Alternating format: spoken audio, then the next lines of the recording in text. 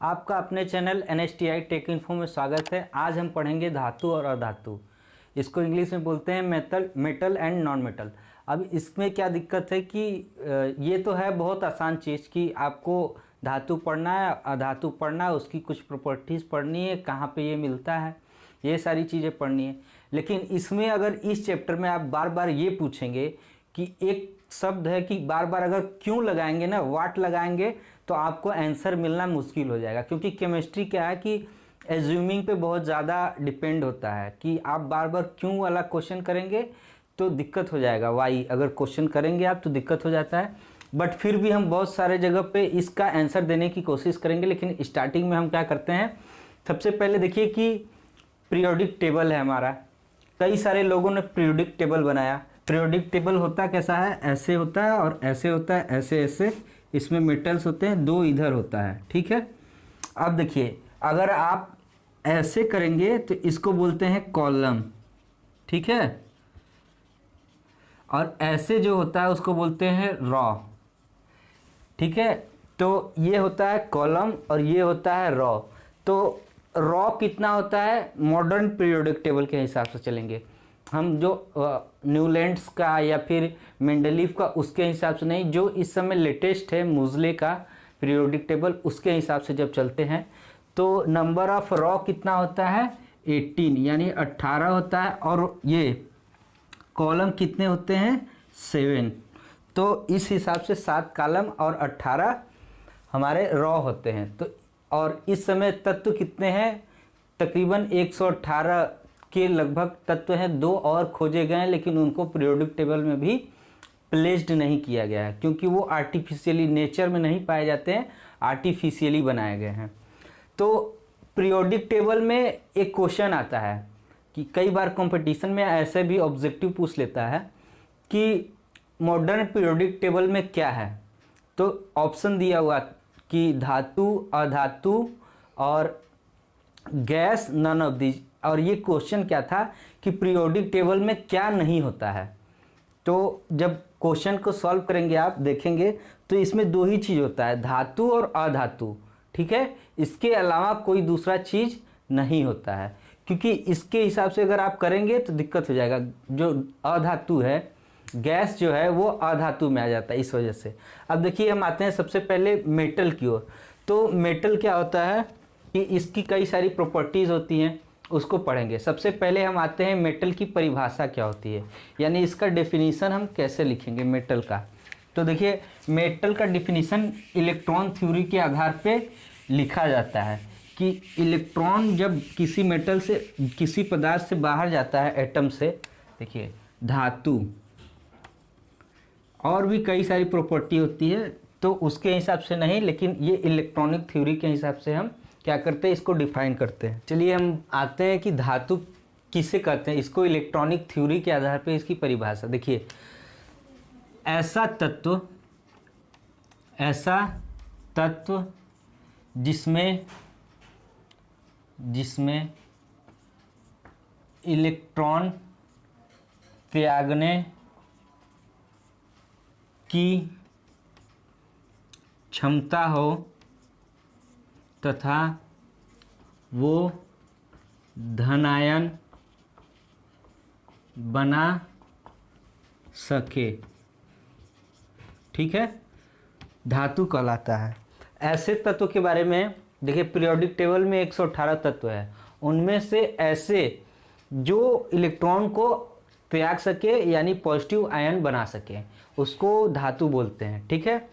और ऐसे तत्व जो इलेक्ट्रॉन को ग्रहण कर सके दूसरे से उसको बोलते हैं अधातु। अब देखिए 100% सही नहीं है, कभी कभार अधातु भी क्या करता है, इलेक्ट्रॉन त्यागता है, लेकिन जनरली हम इसी परिभाषा के आधार पे पता चल जाता है कि ये धातु है कि अधातु है।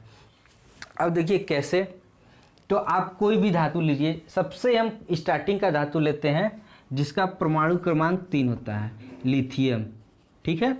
अब देखिए लिथियम का कितना होता है कि 1s2 2s1 ऐसे लिखते हैं। ये वाला इलेक्ट्रॉन क्या करता है, 2,1 लिखते हैं ऐसे, तो ये इलेक्ट्रॉन त्यागता है तो 2 हो जाता है। तो 2 क्या होता है कि एक मतलब कि स्थायी तत्व हो जाता है, 2 हो जाता है जब। इलेक्ट्रॉन, तो एक जब त्यागेगा तो Li प्लस हो जाता है, ठीक है, लिथियम प्लस। अब इसके बाद हो जाता है सोडियम प्लस, ये क्या होगा, अब देखिए पोटेशियम प्लस हो जाता है। क्या करता है, इलेक्ट्रॉन को त्याग देता है, उसके बाद धनायन बन जाता है। अब आ जाते हैं देखिए मैग्नीशियम पे, ठीक है, मैग्नीशियम ले लीजिए Mg, तो इस पे 2 प्लस होता है क्योंकि ये 2 इलेक्ट्रॉन निकालता है। अब देखिए कैल्शियम 2 प्लस होता है क्योंकि ये 2 इलेक्ट्रॉन का त्याग करता है। जब इसकी बाहरी जो कक्षा है या फिर जो सर्कल की तरह बना के उसको कक्षा बोलते हैं हम लोग, तो वो क्या होता है कि वहाँ लास्ट वाले में जो लास्ट आउटर सेल होता है वहाँ से 2 इलेक्ट्रॉन का त्याग करने के बाद स्थायित्व में आ जाता है, इस वजह से। अब देखिए यहाँ पे एक और कौन है, एल्यूमिनियम, ये क्या करता है, ट्रिपल प्लस। अब देखिए ये 3 इलेक्ट्रॉन का जब त्याग करता है तो क्या करेगा, मेटल हो जाता है। क्यों, क्योंकि ये 3 इलेक्ट्रॉन का त्याग करके पॉजिटिव बनाता है। अब देखिए सबसे बड़ा थ्योरी जानते हैं क्या है, कि एटम काम कैसे करता है, कि देखिए ऐसे एटम जिनके लास्ट सेल में 1 2 3 होता है इलेक्ट्रॉन, देखिए ऐसा एटम जिसके लास्ट सेल में कोई भी ए एटम है, अगर इसके लास्ट सेल में कितना एटम हो, 1 हो, इलेक्ट्रॉन हो, 2 हो, 3 हो, तो ये क्या करेगा कि इलेक्ट्रॉन को त्याग देगा। क्योंकि देखिए 1 है तो इसको अष्टक पूरा करने के लिए 7 ग्रहण करे या फिर 1 त्यागे, तो क्या करता है, 1 इलेक्ट्रॉन को रिलीज करके ये सही हो जाता है, स्थायी हो जाता है। 1 2 3 क्या करता है, ये रिलीज कर लेते हैं। और कोई ऐसा एटम, ठीक है, जिसमें 4 5 6 7 हो इलेक्ट्रॉन लास्ट सेल में, वो क्या करता है कि 4 वाला तो नहीं, ये तीनों क्या करते हैं, एक्सेप्ट कर लेते हैं, ठीक है, इलेक्ट्रॉन को एक्सेप्ट कर लेते हैं। तो ये क्या करते हैं, इलेक्ट्रॉन को एक्सेप्ट कर लेते हैं, इस वजह से इनको हम क्या बोलते हैं, ये हो गया धातु और ये हो गया अधातु, ठीक है। और कुछ ऐसे भी होते हैं जो धातु और अधातु दोनों की तरह बिहेव करते हैं, उनको उपधातु बोलते हैं, ठीक है। तो अब देखिए धातु हो गया। अब धातु के बाद आते हैं हम, धातु की प्रॉपर्टी क्या होती है। तो आपको हमेशा ये बात पता करने के लिए या हाई स्कूल में ये लिखने के लिए आ जाएगा कि धातु और अधातु की प्रॉपर्टीज़ में क्या करिए, आप अंतर स्पष्ट कीजिए या फिर डिफ्रेंशिएट कीजिए। तो देखिए धातु की कितनी सारी प्रॉपर्टी होती हैं। सबसे पहले हम आते हैं प्रॉपर्टी में, इसकी प्रॉपर्टी क्या होती है कि ठोस होता है, ठीक है, ठोस होता है। दूसरा इसका प्रॉपर्टी क्या होता है कि तन्य होता है,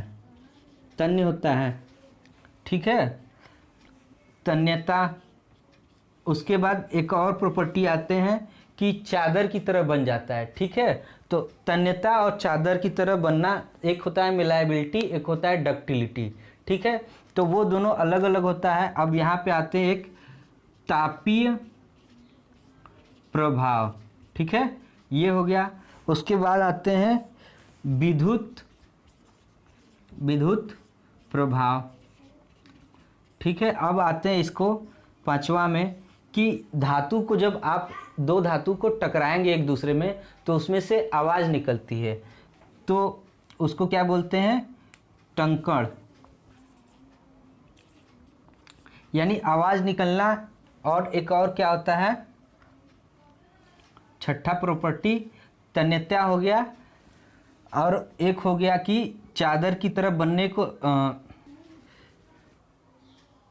चलिए देखिए 6 कौन कौन से इसके प्रॉपर्टीज होते हैं। ठोस होता है, तन्य होता है, उसके बाद तापीय प्रभाव होता है, विद्युत प्रभाव, टंकण या ध्वनिक प्रभाव, उसके बाद आते हैं आघातवर्धनीयता।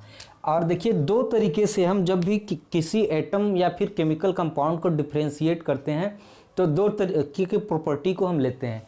एक होता है भौतिक गुण, ठीक है, भौतिक गुण, और एक होता है रासायनिक गुण, ठीक है, रासायनिक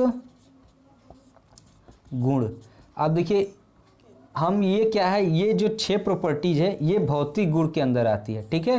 रासायनिक गुण हम बाद में बताएंगे, यानी रासायनिक जो केमिकल प्रॉपर्टीज है वो हम बाद में बताएंगे, ये फिजिकल प्रॉपर्टीज है। अब देखिए ठोस जब भी आप किसी धातु को देखेंगे, लोहा, कॉपर, सोना, चांदी, वो क्या होगा, सॉलिड फॉर्म में होगा।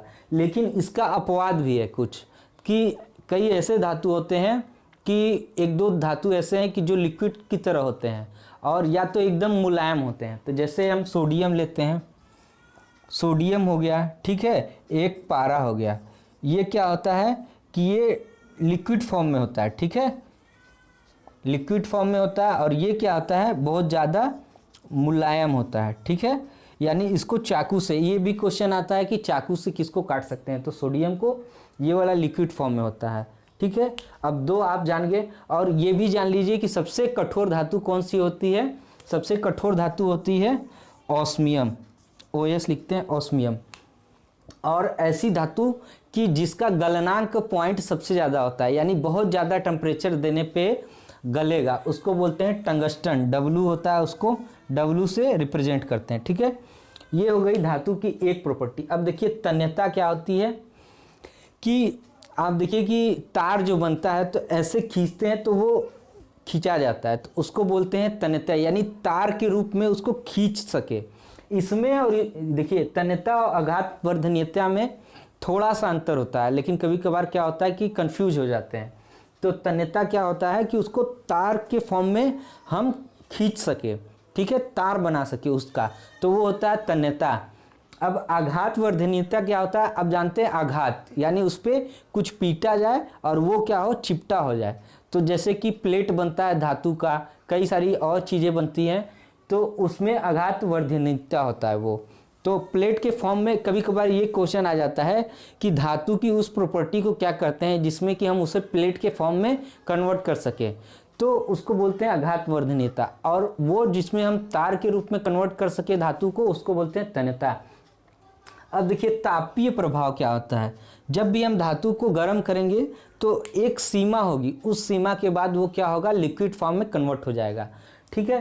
तो तापीय प्रभाव, अब देखिए धातु की तापीय प्रभाव में एक और प्रॉपर्टीज होती है, क्या, कि मान लीजिए ये धातु है, ठीक है, कोई भी, अब इस पर हम क्या कर रहे हैं, इस पर हम कहीं चूल्हे पर रख दिए, तो क्या होगा, ये गर्म होगा तो यहाँ से क्या होगा, इलेक्ट्रॉन रिलीज करेगा, ठीक है।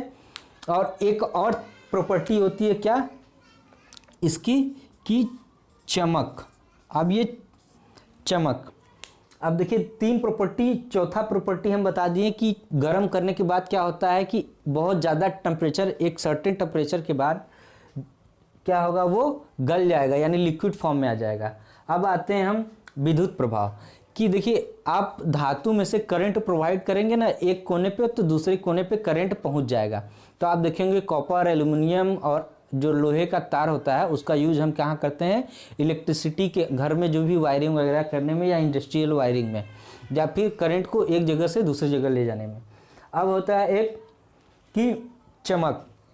देखिए चमक क्या होता है, धातु आप देखेंगे सोना, चांदी, प्लेटिनम, अलग अलग तरीके का कलर होता है, कोई ज़्यादा चमकता है, कोई कम चमकता है, कोई काले कलर का होता है, कोई हल्के भूरे कलर का होता है। तो सबका अलग अलग मतलब कि कलर होता है, यानी चमक होती है, ठीक है। तो चमक वाली प्रॉपर्टी हुई एक टंकण प्रॉपर्टी, या फिर ध्वनि। तो ध्वनि वाला प्रॉपर्टी ये है कि जब भी कोई हम दो धातु को एक दूसरे में टकराएंगे तो क्या करेगा वो, कि ध्वनि निकलेगी। अब आप सोचेंगे कि Hg है, Hg में Hg को टकराएंगे, मान लीजिए इतना इधर Hg है आपके हाथ में, इधर, दोनों को जब टकराएंगे तो आवाज़ नहीं आएगा। क्यों? क्योंकि ये पहले से लिक्विड फॉर्म में है, इस वजह से। बाकी सारे पे ये प्रॉपर्टी अप्लाई होती है, ठीक है। अब देखिए हम जैसा कि पहले बोले थे कि आप अगर इस क्वेश्चन का आंसर ढूंढने की कोशिश करेंगे कि धातु ठोस है, तो क्यों ठोस है, तो इसका जब प्रॉपर्टी का आप बात करेंगे तो इसमें बहुत ज़्यादा कॉम्प्लिकेटेड टाइप का आंसर आता है, कोई स्पष्ट आंसर नहीं आ पाता है। इसी तरह से आघातवर्धनीय है, तो क्यों है आघातवर्धनीय, ठीक है। विद्युत प्रभाव है, करंट क्यों बहता है धातु में, तो इस सब का बहुत ज़्यादा कॉम्प्लिकेटेड। चमक है, तो चमक क्यों, तो चमक के लिए एक स्पेसिफिक यही है कि धातुओं में क्या होता है कि मुक्त इलेक्ट्रॉन होते हैं। मुक्त इलेक्ट्रॉन मतलब कि इलेक्ट्रॉन बहुत ज़्यादा बाहर होते हैं, जो लास्ट सेल के इलेक्ट्रॉन होते हैं वो बहुत टाइटली नहीं, लूज्ड, यानी बहुत कम फोर्स के साथ बंधे होते हैं। तो इस वजह से उनको लगभग हम क्या मानते हैं कि वो रिलीज्ड इलेक्ट्रॉन ही है, तो मुक्त इलेक्ट्रॉन हुआ, तो इस वजह से ये चमकते हैं। तो कई सारे ऐसे एटम होते हैं या तत्व होते हैं जिसमें अलग अलग जो है कि इलेक्ट्रॉन, नंबर ऑफ इलेक्ट्रॉन बाहर होते हैं, यानी बाहरी सेल में होते हैं, तो उसके वजह से इसकी चमक अलग अलग होती है। कोई रेड कलर का होता है, कोई वाइट कलर का होता है। अब जैसे चांदी और प्लेटिनम, तो चांदी कम चमकता है, प्लेटिनम ज़्यादा चमकता है, ठीक है। इस वजह से कुछ और भी प्रॉपर्टीज़ है, प्लेटिनम सबसे महंगा धातु है, ठीक है। और एक बात क्या कि धातुओं का राजा किसको बोलते हैं, तो धातुओं का राजा हम सोने को बोलते हैं। ये सारी धातु की प्रॉपर्टी होगी। अब देखिए अधातु की प्रॉपर्टीज़ पे हम आते हैं, ठीक है। तो अब हम अधातु की प्रॉपर्टीज़ पे आते हैं। अब हम आते हैं अधातु के बारे में। तो अधातु ऐसा तत्व होता है जो कि इलेक्ट्रॉन को ग्रहण करता है, इलेक्ट्रॉन ग्रहण करता है, ठीक है, करता है तथा ऋण आयन बनाता है, ठीक है। अब ये हो गया प्रॉपर्टी, इलेक्ट्रॉन को एक्सेप्ट करता है, क्या करता है, रिलीज नहीं करता है, इसको अधातु बोलते हैं। अब देखिए मोस्टली अधातु क्या होता है, या तो गैसियस फॉर्म में होता है या लिक्विड फॉर्म में होता है। कई सारे ऐसे धातु हैं कि अब वही सारी प्रॉपर्टीज इनमें भी आप लगाएंगे तो देखिए क्या होगा। पहला तो हम वहाँ पे धातु में ठोस लिखे थे, लेकिन ये क्या होगा, गैस होगा या लिक्विड के फॉर्म में होता है, द्रव अवस्था में होता है, ठीक है। दूसरा क्या होगा, तन्यता नहीं होती है, ठीक है, तन्यता नहीं होती है। तीसरा आघातवर्धनीयता, नियता क्या होती है, नहीं होती है, इसमें ये प्रॉपर्टीज़ नहीं होती, ये सारी प्रॉपर्टीज़ होती हैं। चौथा क्या होगा कि वॉइस नहीं निकलेगा, ठीक है। तो इसमें क्या कहते हैं कि ध्वनिक प्रभाव नहीं होता है, ठीक है। आप गैस में गैस को टकराएंगे, आवाज़ नहीं निकलेगा, ठीक है। पांचवा क्या हो गया कि चमक नहीं होती, अपवाद भी है कई सारा, उसको भी हम बताएंगे। और छठा प्रॉपर्टी क्या है, पांचवा चमक हो गया, विद्युत इफेक्ट, विद्युत प्रभाव, ठीक है। और सातवां क्या हो गया, यहाँ लिख देते हैं हम, सातवां हो गया कि तापीय प्रभाव, ठीक है। इतनी सारी प्रॉपर्टी हो गई। अब देखिए तन्यता नहीं होती है, आघातवर्धनीयता नहीं होती है, क्योंकि उसको गैस को पीटेंगे या लिक्विड को पीटेंगे तो क्या वो फैलेगा, वो तो ऐसे ही फैल जाएगा। आप छोड़ दीजिए, रिलीज कर दीजिए उसको इन्वायरमेंट में, वो फैल जाएगा। ध्वनिक आवाज़ नहीं होती है, पीटने के बाद आवाज़ नहीं निकलता है। चमक, तो देखिए चमक नहीं होता है, लगभग नहीं होता, लेकिन कुछ ऐसा तत्व है, 2-3 तत्व हैं जिनमें चमक होती है थोड़ी सी। तो जैसे कि एक हीरा हो गया, ठीक है, डायमंड हो गया, तो डायमंड में क्या होता है कि थोड़ा सा चमक होता है, ठीक है। डायमंड जो होता है उसमें चमक होता है। अब उसके बाद क्या होता है कि चमक हो गया, और एक आयोडीन होता है। आयोडीन क्या होता है, सॉलिड फॉर्म में होता है, तो सॉलिड फॉर्म में होता है आयोडीन। और आयोडीन का कलर कैसा होता है, ब्लू कलर का होता है। समझ गई बात आपको। ये थोड़ा सा क्या है कि अपवाद टाइप का बोलते हैं इसको। अब देखिए चमक नहीं होता है, विद्युत प्रभाव, तो देखिए धातु क्या करता है कि करंट नहीं प्रोवाइड कर सकता है, मुक्त इलेक्ट्रॉन नहीं होते हैं, इस वजह से क्या करेगा, करंट नहीं प्रोवाइड होता है, उसमें एक दूसरी जगह से नहीं जा पाता है करंट अधातु से। लेकिन ग्रेफाइट एक ऐसा अधातु है, ग्रेफाइट, ठीक है, ग्रेफाइट ऐसा अधातु है जो कि करंट प्रोवाइड करता है, यानी करंट फ्लो होता है उसमें, क्योंकि उसमें मुक्त इलेक्ट्रॉन होते हैं, ठीक है। वो हीरा और ग्रेफाइट थोड़ा सा दिक्कत इस वजह से हो जाता है क्योंकि ये अपर रूप होता है कार्बन का सब स्ट्रक्चर होता है, तो स्ट्रक्चर अलग होने की वजह से इलेक्ट्रॉन के जो है कि कॉन्फ़िगरेशन में थोड़ा सा अंतर हो जाता है, कहीं अलग जगह इलेक्ट्रॉन होते हैं, इस वजह से प्रॉपर्टीज थोड़ा डिफर करती है। अब हम आते हैं कि विद्युत प्रभाव हो गया। अब तापीय प्रभाव, आप देखिए गैस को गर्म करेंगे क्या होगा, गैस तो ऐसे ही बाहर इन्वायरमेंट में छोड़ दीजिए, गर्म करने का कोई इफेक्ट नहीं होता है। अब देखिए एक और क्या है कि द्रव वाला गैस मान लीजिए है, जैसे ब्रोमीन है, ये क्या होता है, लिक्विड फॉर्म में होता है, तो लिक्विड फॉर्म में बॉयल करेंगे तो ये तो पहले से ही लिक्विड है, ये गैस में कन्वर्ट हो जाएगा, ठीक है। इतनी सारी प्रॉपर्टीज़ थी। अब इतनी सारी प्रॉपर्टीज़ में हमको क्या करना है कि धातु और अधातु में अंतर लिखना है, तो हम यहाँ पे कॉलम बनाएंगे धातु का, यहाँ पे अधातु का, और यहाँ पे लिखेंगे ठोस है, तन्य है, आघातवर्धक, इस तरीके से लिख के यहाँ पे लिख देंगे ये आघातवर्धनीय होता है, अधातु आघातवर्धनीय नहीं होता है। इस वजह से आप कॉलम बना के क्या करेंगे कि कॉलम बना लेंगे इस तरीके से और आप प्रॉपर्टीज़ को डिफाइन कर लेंगे। ये थी क्या, फिजिकल प्रॉपर्टी, ठीक है, फिजिकल प्रॉपर्टी, फिजिकल प्रॉपर्टी बोलिए या फिर भौतिक गुण बोलिए धातु और अधातु का। अब इसके बाद आएंगे हम कि धातु का क्या होगा, केमिकल प्रॉपर्टीज़ हम पढ़ेंगे, ठीक है। तो केमिकल प्रॉपर्टीज़ थोड़ा डीप पढ़ना पड़ेगा क्योंकि उसमें हिसाब से आपको ऑक्सीजन, हाइड्रोजन, एसिड, बेस, इस सब से रिएक्शन करवाना होगा, ठीक है। तो जब रिएक्शन होगा तो रिएक्शन के लिए आपको पहले से तत्व पता होने चाहिए, उसमें इलेक्ट्रॉन कितने हैं, उसका एटॉमिक नंबर कितना है, ये सब पता होना चाहिए, ठीक है। इस बारे में हम अगले वीडियो में बात करेंगे। और ये देखिए आज हमने क्या क्या पढ़ा, आज हमने पढ़ा कि धातु क्या है, ठीक है, धातुओं के भौतिक गुण पढ़ लिए। अब धातुओं के रासायनिक गुण हम नहीं पढ़े, लेकिन अधातुओं के भी भौतिक गुण हम पढ़ लिए हैं। तो धातु और अधातु के भौतिक गुण हम पढ़ लिए हैं, ठीक है। अब हम अगले लेक्चर में धातुओं के रासायनिक गुण पढ़ेंगे, धातुओं और अधातुओं मतलब कि जो केमिकल रिएक्शन है वो कैसे परफॉर्म करती है ये भी हम जानेंगे। उसके बाद सबसे ज़्यादा दिक्कत यहाँ पे आती है कि धातु और अधातु की क्या है कि कहाँ पे मिलते हैं। देखिए धातु हमेशा अर्थ पे मिलेगा, ठीक है, इन्वायरमेंट में धातु नहीं मिलता है। जैसे कि आपको लोहा है तो इन्वायरमेंट में लोहा नहीं मिलेगा, ठीक है, आपको हो सकता है एक आध दो पार्टिकल कहीं से आ जाए, लेकिन जो गैस होता है इन्वायरमेंट में उसमें नहीं होता है। तो धातु कहाँ हमेशा जनरली पाया जाता है, या तो अर्थ के सरफेस या क्रस्ट पे पाया जाएगा, या फिर कहाँ पे पाया जाएगा, समुद्र के किनारे वगैरह कई जगह ऐसे होते हैं जहाँ पे पहाड़ होता है तो वहाँ पे भी पाया जाता है। तो अर्थ क्रस्ट में मेनली धातु पाया जाता है। और अधातु कहाँ पे पाए जाते हैं, अधातु इन्वायरमेंट में भी पाए जा सकते हैं, क्रस्ट में भी, और सबसे ज़्यादा अधातु कहाँ पे पाए जाते हैं, समुद्र में पाए जाते हैं। तब तक के लिए धन्यवाद। अगली बात हम अपने दूसरे वीडियो में करेंगे। तब तक के लिए आप क्या करिए, हमारे चैनल को सब्सक्राइब कर लीजिए और आप अपने दोस्तों के पास भी भेज दीजिए। देखिए गवर्नमेंट इस समय सबसे ज़्यादा दिक्कत ये वाली बात पे कर चुकी है कि स्टूडेंट को ये बात नहीं पता है कि हाई स्कूल और 11th-12th का एग्ज़ाम होगा कि नहीं। तो देखिए दिक्कत यहाँ पे ये आ जाती है कि कई सारे स्टूडेंट का मेहनत बर्बाद हो जाता है, क्योंकि एवरेज मार्किंग होगा तो जो बच्चा खेला कूदा है या फिर लोफड़बाजी किया है उसका भी उतना ही मार्क्स आएगा जो लड़का बैठ के बढ़िया से पढ़ा है।